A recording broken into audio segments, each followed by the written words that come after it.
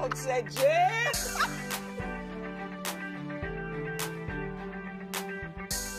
So welcome to Living Brave. Thank you for doing this with me. I'm going to do it. Yeah. So these are conversations about courage with people who I believe are living brave lives, who are inspiring me to be braver. And you're one of those people, so thank you. Really? So we'll start with that. All right. We're going to start with a couple of words that are really important to me and really important in my work. Okay. Definition for me. Vulnerability is? Being willing to express the truth, no matter what. The truth of who you are, the essence at your core of what you're feeling in any given moment. It's being able to open up your soul and let it flow so that other people can see their soul in yours. So this is the first question. I'm getting ready to start crying, so I don't know that this is good. Okay. Yeah. Give me an example from your life. Give me a specific thing that feels really vulnerable for you still, after all of your experience. What's still vulnerable for you? Not professionally or personally. Weight. Discussing weight, not having conquered the whole weight struggle, figuring out what to eat next, what not to eat. The whole balancing what it means to be a strong, powerful woman in the world, juxtaposed, trying to control what you're eating. Yeah, that's still a vulnerable space for me. So I think when people, because we've done work together, people ask me a lot of questions about you, and they tell me the stories they've made up about you. Oh, yeah, really? Yeah, and they're, and I have stories too, but I've gotten to know you a little bit. And I know how dangerous stories are that we tell ourselves and about other people, especially when we're in comparison. I think people see you as someone who is fearless, who has no more fear, who has conquered it all. What do people not know about you in terms of struggles still to be brave? Are there still some struggles you have about being brave with your life? I've worked on the disease to please a lot. And as you've heard me say, that in 1989, I had a really big breakthrough with that, reading Gary Zukav's book on intention. So I started literally living an intentional life where I don't make any decisions unless I think about what is my true, pure motivation for doing it. Because I do recognize the law of cause and effect that says the intention informs even the cause, so that before you have an action, there is a reason for you taking that action. And the reason for the action is what's going to actually show up in your life on the other end. That's what's going to come back to you, that intention. So that helped me a lot with the disease to please, because I was always giving. And then I was always so thrown when people would come back and ask for more. And I couldn't understand why they were asking for more. Well, people ask for more because your reason for giving it is so that they think that you're nice. That's your real intention. Well, they do think you're nice. Ooh, this is hard to hear. Keep going. They do think you're nice, and that is why they keep coming back. They come back because you're the nice one. You're going to say yes when even you mean no. So you're the person I'm going to call to go pick up my kids when I can't or don't want to, because you're going to say yes even if you don't want to do it. So that's why people keep coming back, when your intention is not really clear. So that took a lot of fear away from me. But at least for me, a clarity of intention helped me live a more fearless life. I love that. So what if your intention is, I want to lead a brave life and not disappoint anyone? You cannot live a brave life without disappointing some people. I know that in my heart, but it sounds really important when you say it. Live a brave life without disappointing some people. Okay. But those people who get disappointed, it's really okay. Yeah. Because the people who really care for you, the people who are rooting for your rise, will not be disappointed. The only people who are disappointed are people who have their own agenda. Yeah. And their agenda is not aligned with your agenda. And that's how I make myself brave. I say, well, the people who really care about you, who want you, who are rooting for your rise, those people who are rooting for your rise, they're going to be okay when you say no. So let me ask you this question that's related. Very tough in this world that can seem very unforgiving, critical, mean-spirited sometimes even. You shut yourself off from all the feedback, and it's dangerous because you need some of it and you need to stay open and connected. But you open yourself up to everything, and it will kill you. It will make you less brave because some of it is just not helpful. Right. How do you, and I want a really specific answer, how do you stay open to meaningful feedback that can make you better as a leader at what you do, but also filter out the stuff that is just mean-spirited that will hurt you and take you down? Well, first of all, I never read any comments Okay. that are coming from negative people. If I start to read something and Just shut her down. shut it down, I will not take that in. So how do you open to feedback that is helpful? Are there people you go to, or how do you do that? I have a kitchen cabinet, and Okay. I've had a kitchen cabinet since, the beginning of my career. Different people have been in that kitchen cabinet over the years, but there are a few people who are my resource, who I know are going to tell me the truth. Stedman is going to tell me the truth, no matter what. Hard or even hard truth? Oh, please. Okay. The harder, the truther. The harder, the truther. I got it. Okay. Bob Greene, my friend. Oh, my gosh. Brutal sometimes. Okay.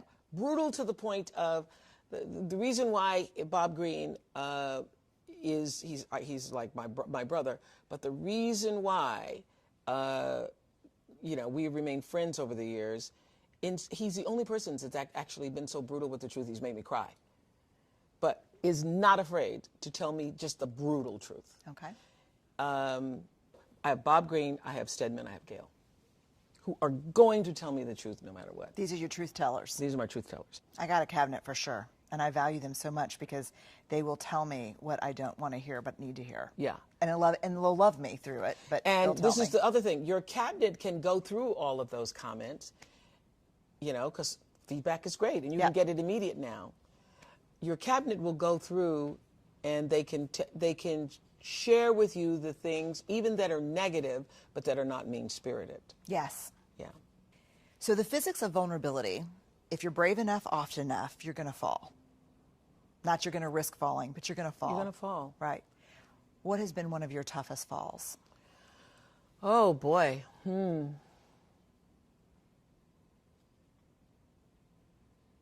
I would say starting out with this network was a tough fall.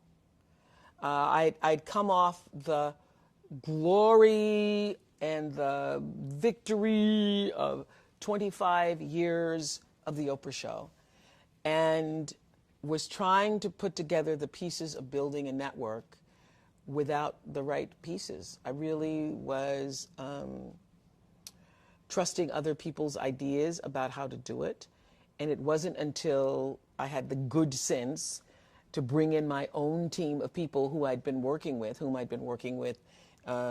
for the past decade, that things start to actually fall into place for me. But that was a real bitter, talk about not reading comments. I had spent 25 years of, sometimes you get negative publicity, and certainly had the tabloids and all of that to deal with. But I had never dealt with what felt like vitriolic, look at you, you've fallen, you're not on top anymore, you're not as good as you think you are. All of that stuff that came in the media immediately after I ended the Oprah show and started the climb to build this network. That was a really, really tough time. Shame? I guess the word shame, would apply, because part of it was I was thinking, wow, I can't pull it together. I can't figure out what's going to work. And so part of the shame and embarrassment was not knowing what I didn't know. And coming from a place where... And coming from a place where I knew it like the back of my hand. Yeah. Like doing that show for 25 years Right. was as easy as breathing to me. Right. I literally could close my eyes, you could put me on the set, and I could stand there and talk to the audience. I just really, it just was as easy as breathing. So, yes, I had some serious come to Jesus talks with myself about it. And part of what I understood was happening, as I know how the world works, is the world is reflecting you back to you. So the negative speak, the sometimes vitriolic negative speak. I mean, people would have panels of discussions sitting up on shows talking about, you know, what had happened, what has happened to the Queen of the Talk. postmortem of the fall. The postmortem of the fall. So I saw one thing in, and I can't even remember the headline now because I was so like, I've got to dismiss it, but it was like, Oprah doesn't own herself anymore, or Oprah doesn't, and shamed me. That headline devastated me, shamed me so much. I said, I'm not going to look at anything else. I'm not going to, because I already know what I'm going through. I already know what it is. And it's happening because you also think all those things. Nobody's saying anything to you that you haven't felt yourself. Oh my God, you bought into the narrative. Yeah. And we're going to turn that narrative around.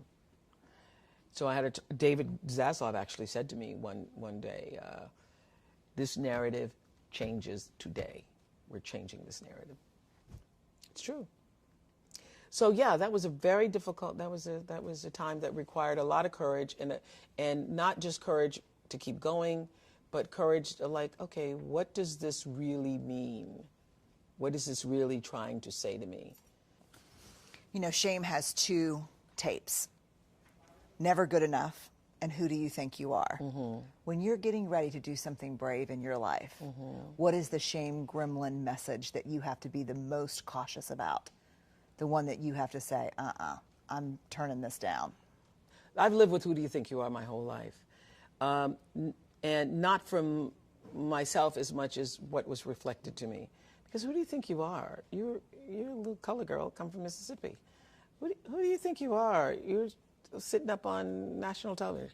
Who do you think you are that you can have? Who do you think you are that you can? So it's the who do you think you are. And what is your response to that?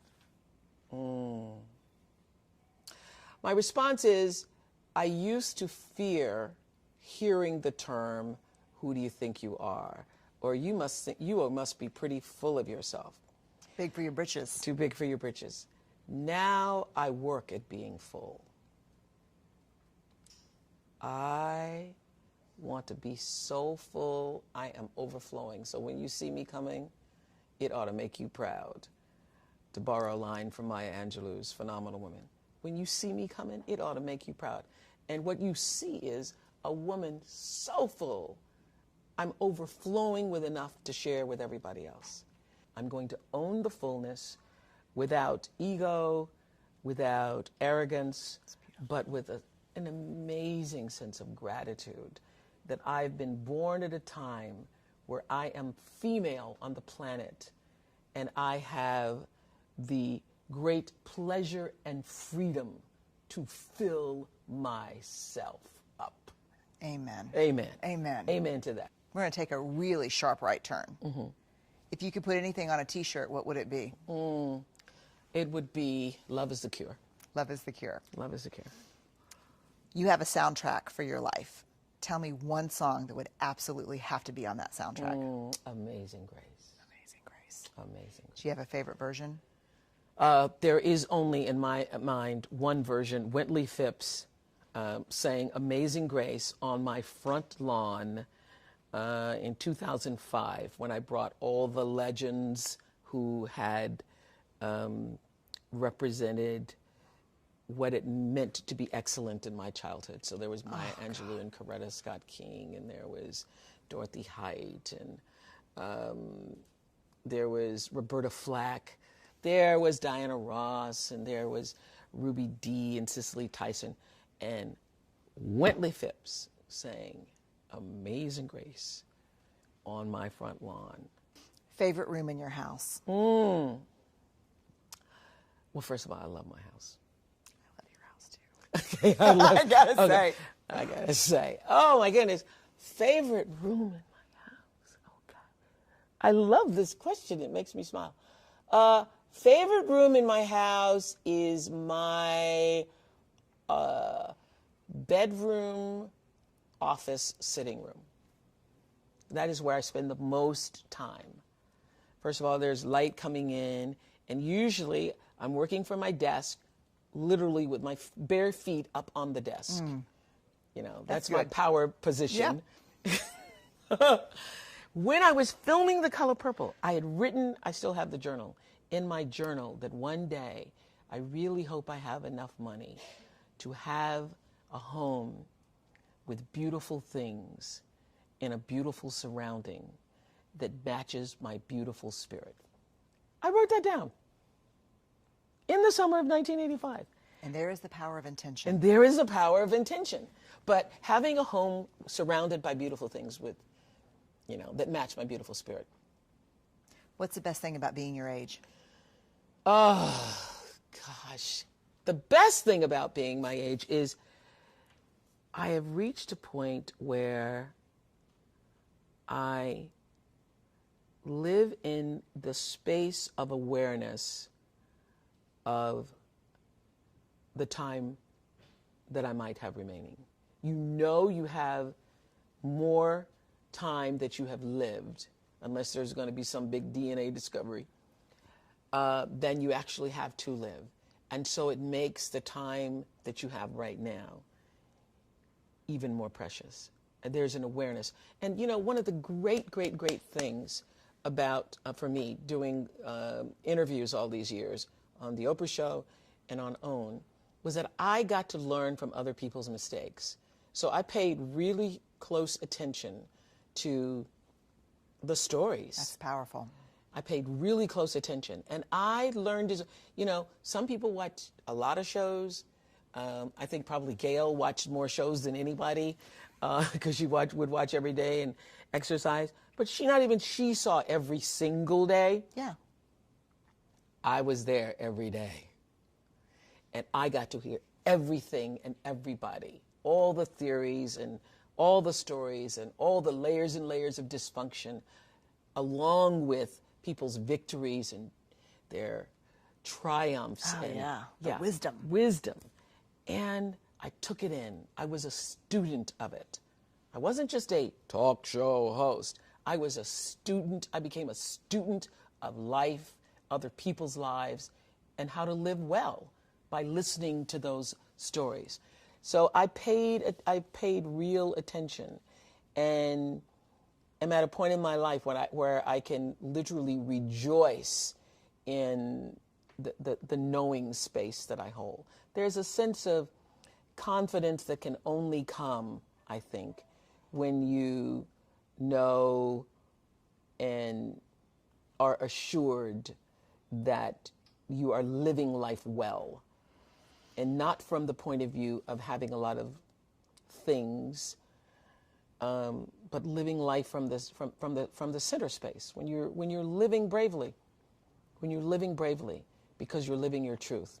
I mean, I really believe that we make up stories about other people's fearlessness, but there's not enough conversation about the falls and the hurt and the climb back up and the shame. And your show was one of the places where people had those conversations. Yeah, and it was during my show that I absolutely learned for sure, for myself, through other people's stories, that there really isn't any such thing as failure. And I could see the thread of, you know, courage that was required every time you fell down. I know. And I could also see that failure was just there to inform you to move in a different direction. It's just there to say, hey, not this way, over here, not over there, wrong place. And once I figured that out, it became easier to be braver. You know what I love about you, one of many things, but what I really love about you is if I had to describe you to someone, I would say above all else, you're both a teacher and a student. Me too. I wouldn't have thought of that, but that is absolutely the truth. You know, which I think I really actually believe all good teachers are the best students, like all good writers are good readers usually. But it's weird almost how you straddle that tension. Like you have so much to impart, but you are one of the most curious people I've ever met in my life. Thank you. So you are both a student and a teacher. Yeah. Thank you for being brave with your life. Thank you. Really. Thank you. You make me braver, and you make the world a braver place. Thank you.